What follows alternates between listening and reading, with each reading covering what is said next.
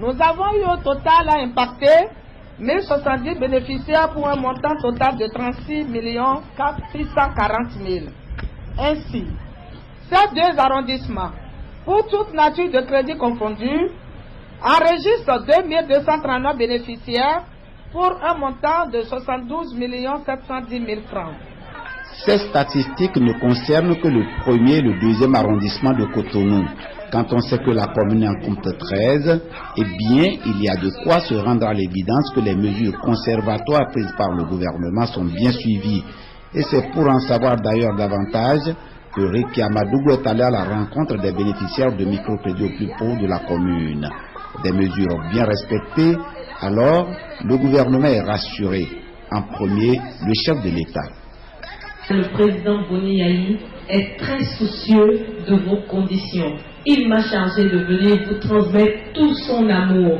Il m'a demandé de vous dire Nyuanu Mikaka.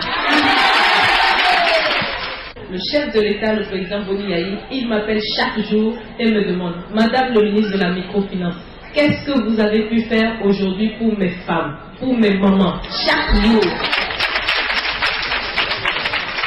Rekia Madougou n'est pas allée transmettre seulement le message de Boni Yayi. Elle était aussi porteuse de bonnes nouvelles.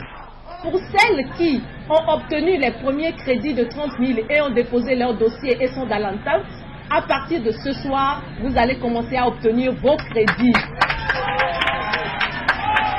Parce que nous venons de signer un chèque de 280 millions à Afed Bavec. Ça porte alors le montant global que nous avons reçu pour servir le département du littoral à 1 milliard de francs. Et ce n'est pas tout. Les bons payeurs seront accompagnés vers les institutions de microfinance.